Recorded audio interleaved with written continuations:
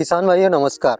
दोस्तों, आपको मेरे हाथ में सोयाबीन के ये 3 पौधे दिख पा रहे होंगे और ये तीनों पौधे अलग अलग स्टेज के हैं। मतलब इसमें अभी सिर्फ और सिर्फ फ्लावरिंग हो रही है, ये मतलब फ्लावरिंग स्टेज पे है। दूसरा, इसमें फलियां पूर्णतः बन चुकी है, मतलब फलियों में दाना बनना स्टार्ट हो गया है। तीसरा, इसमें फ्लावरिंग के बाद फलियां बनना स्टार्ट हुआ है।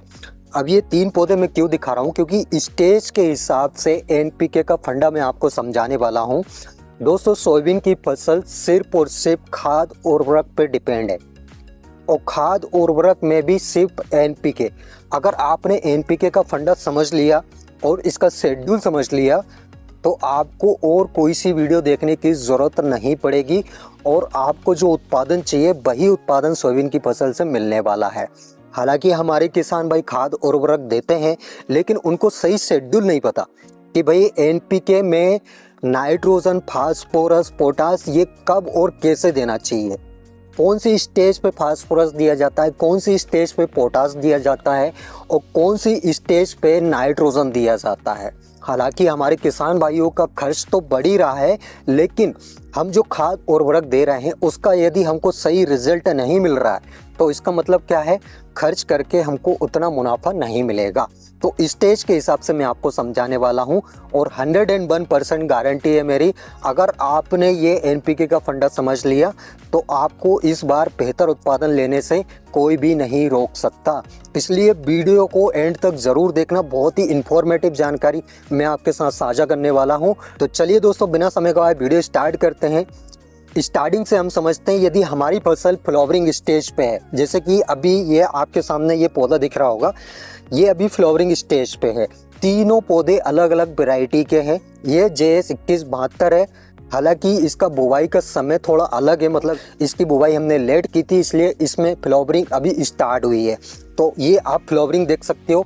अब हमारे किसान भाइयों के कंफ्यूजन रहते हैं कि फ्लावरिंग स्टेज पे कौन सा एनपीके का छिड़काव करना चाहिए। तो दोस्तों, मैं आपको एक बात क्लियर कर देता हूँ, यदि हमारी सोयाबीन की फसल फ्लावरिंग स्टेज पे है तो उस समय सोयाबीन की फसल में आप कोई भी छेड़छाड़ मत करिए।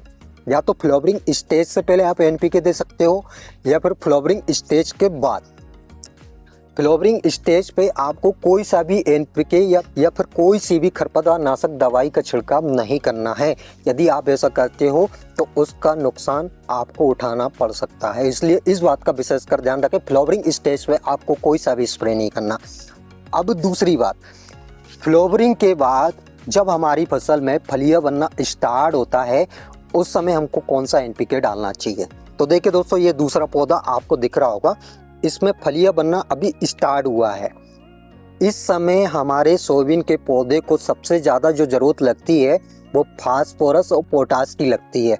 अब ये फास्फोरस और पोटास की ज़रूरत क्यों लगती है, ताकि जो फलियां बन रही है उसका विकास सही से हो सके।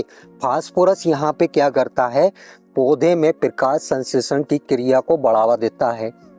प्रकाश संश्लेषण क्रिया जितनी अच्छे से होगी उतना ही अच्छा पौधा भोजन बनाएगा और भोजन जितना ज़्यादा बनाएगा उतना ही पौधे का अच्छा विकास होगा। मतलब कुल मिला के ये बोल सकते हैं कि पौधे की एक्टिविटी बढ़ाने का काम करता है फास्फोरस और पोटास। इसके अलावा फास्फोरस का एक और काम रहता है, पौधे को मजबूत बनाना। मतलब कई बार क्या होता है, हम जो नाइट्रोजन देते हैं शुरुआती स्टेज में, 2 स्टेज में नाइट्रोजन दी जाती है। एक तो बेसल डोज में नाइट्रोजन दी जाती है, दूसरी जब हमारी सोयाबीन की फसल 21-22 दिन की हो जाती है तब नाइट्रोजन दी जाती है। इसके बाद नाइट्रोजन देने का कोई भी मतलब नहीं रहता। तो आप यदि ये गलती करते हो, काफ़ी किसान भाइयों को मैंने देखा है, जब फलियां बनना स्टार्ट होता है तब नाइट्रोजन का छिड़काव करते हैं। तो इस समय आपको नाइट्रोजन देने की कोई भी ज़रूरत नहीं है, क्योंकि नाइट्रोजन इस पौधे को प्रोटीन निर्माण के लिए चाहिए रहती है, जो कि वो खुद ब खुद मिट्टी से ले लेता है। और यहाँ पे आप जो गांठें देख रहे हो, ये छोटी छोटी गांठें, ये नाइट्रोजन का काम ही करती है।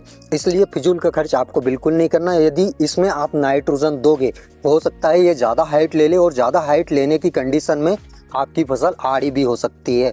तो इस समय सिर्फ और सिर्फ 0-52-34 का छिड़काव करना है, जिसमें 52% फास्फोरस रहता है, दूसरा 34% पोटास रहता है। इसके साथ आप फंगीसाइड भी प्लस कर सकते हो। अब फंगीसाइड में आपको कौन सा लेना है, क्योंकि फंगीसाइड बहुत सारी कंपनी बना रही है, फंगीसाइड के साथ उन्होंने सल्फर भी प्लस कर दिया, लेकिन अभी तक जो बेस्ट रिजल्ट दिया है वो है बीएसएफ कंपनी का प्रियाक्सर।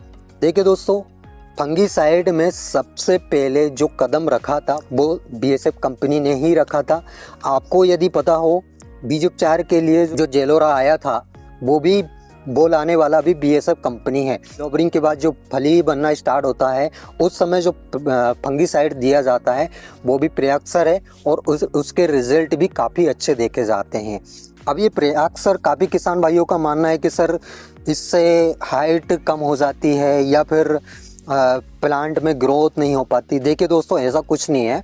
प्रियाक्सर का यहाँ पे एक तो फंगीसाइड का काम रहता है कि आपकी सोयाबीन की फसल में जो भी फंगस जनित रोग है उसको हटाता है। दूसरा काम उसका ये रहता है कि फलियों का विकास सही से हो सके।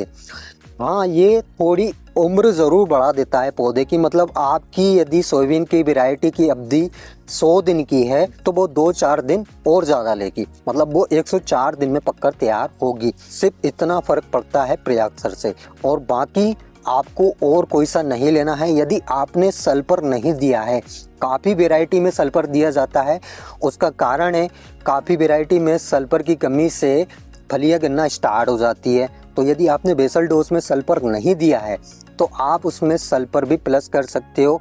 अगर प्रियाक्सर की जगह पे आप फंगीसाइड प्लस सल्फर लेना चाहते हो तो उसमें बेस्ट एग्रो कंपनी का सोलू करके आता है, जिसमें टेबुकोनाजोल प्लस में सल्फर है, उसका आप छिड़काव कर सकते हो। उसके भी काफ़ी बढ़िया रिजल्ट देखे गए हैं। तो ये हो गई फ्लावरिंग के बाद जब फली बनना स्टार्ट होता है उस स्टेज पे एनपीके का फंड। अब बात आती है, अगर आपकी फसल में पूर्णतः फली बन चुकी है और फलियों में दाना बनना स्टार्ट हो गया है तो उस स्टेज पे आपको कौन सा एनपीके डालना चाहिए। जैसे कि आप मेरे हाथ में ये पौधा देख पा रहे होंगे, ये आरबीएस 2024 है। इसमें पूरी तरह फलियां बन चुकी है और फलियों में अब दाना बनना स्टार्ट हो गया है। तो अब इस स्टेज पे नाइट्रोजन की ज़रूरत नहीं पड़ती है, फास्फोरस की ज़रूरत नहीं पड़ती है, सिर्फ और सिर्फ पोटास की ज़रूरत पड़ती है पौधे को। अब पोटास के लिए आपको कौन सा छिड़काव करना है, सिर्फ और सिर्फ 0050। इसमें 50% पोटास होता है। अब पोटास का यहाँ पे क्या काम है, जो फली में दाना बन रहा है उसकी चमक बढ़ाना, उसका साइज बढ़ाना, ये दो काम पोटास के रहते हैं। काफ़ी बार आपने देखा होगा कुछ वैरायटी बहुत ज़्यादा चमकती है, मतलब आपको दूर से ही लगेगा कितना चमक रहा है सोयाबीन, इस टाइप से देखा होगा आपने। तो वो चमक सिर्फ और सिर्फ पोटास की वजह से आती है। हमने फास्फोरस भी दिया, अब पोटास भी दे दिया, अब हमारी फसल में कोई भी छिड़काव करने की ज़रूरत नहीं है। अब दूसरी चीज़, हमारे किसान भाई इंसेक्टिसाइड में बहुत ज़्यादा कन्फ्यूज़न रहते हैं कि भाई लास्ट में कौन सा स्प्रे किया जाए जिससे हमारी फसल में कीट ना लगे। तो देखिए दोस्तों, लगभग सोयाबीन की फसल में 2-3 स्प्रे इंसेक्टिसाइड के होते ही होते हैं। एक शुरुआती स्टेज में, मतलब जब हमारी फसल 30 दिन की रहती है उस समय हमको इंसेक्टिसाइड डालना पड़ता है। दूसरा, जब हमारी फसल फ्लावरिंग स्टेज से पहले रहती है उस समय हो सकता है रिंग कटर आ जाए या कोई और कीट आ जाए, उस समय ज़रूरत पड़ती है। तीसरा, जब फलियां बन जाती है उस समय हमारी सोयाबीन की फसल में कीट के चांसेस रहते हैं। लास्ट में हालांकि इमामेक्टिन का छिड़काव किया जाता है, या तो आप लिक्विड में कर सकते हो या फिर दानेदार फॉर्म में कर सकते हो, दोनों में से आप कोई सा भी ले सकते हो। उसके साथ आप कोरोजन प्लस कर लेते हो तो और भी अच्छी बात है। ये लगभग आपका 15 से 20 दिन कवर कर सकता है।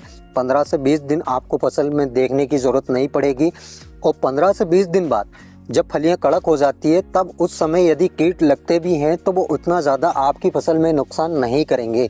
मेन चीज़ है, जब हमारी फसल में फलियां बन रही होती है इस समय कोई भी इल्ली या कोई भी कीट लगता है तो वो बहुत ज़्यादा नुकसान हमारी फसल में कर सकता है। इस समय आपको सबसे ज़्यादा ध्यान देने की ज़रूरत है। एक तो मेन स्टेज ये हो गई, और दूसरी मेन स्टेज ये हो गई जब फलियां बनना स्टार्ट होती है। यदि फलियां बनना स्टार्ट होती है उस समय कोई कीट लगता है तो यहाँ से वो काट देगा, उसमें हमारा भारी नुकसान हो सकता है। ये दोनों स्टेज पे आपको सबसे ज़्यादा ध्यान देना है। और तो आई होप दोस्तों आपको मेरे द्वारा दी गई जानकारी समझ आई होगी, वीडियो पसंद आई होगी। वीडियो अगर अच्छी लगी हो तो एक लाइक, और जो किसान भाई इस चैनल पे पहली बार आए हैं, अभी तक चैनल को यदि सब्सक्राइब नहीं किया है तो सबसे पहला काम चैनल को सब्सक्राइब कर लीजिए, और साइड में जो बेल आइकन है यानी घंटा, उसको भी दबा लें ताकि सोयाबीन से रिलेटेड जानकारी आपको समय समय पे और तुरंत मिल सके और तुरंत आपके पास वीडियो का नोटिफिकेशन पहुंच जाए। तो आज के लिए इतना ही काफ़ी है। मिलते हैं नेक्स्ट वीडियो में नेक्स्ट टॉपिक के साथ। तब तक के लिए tata bye bye, take care, अपना ख्याल रखिएगा। जय राम जी की।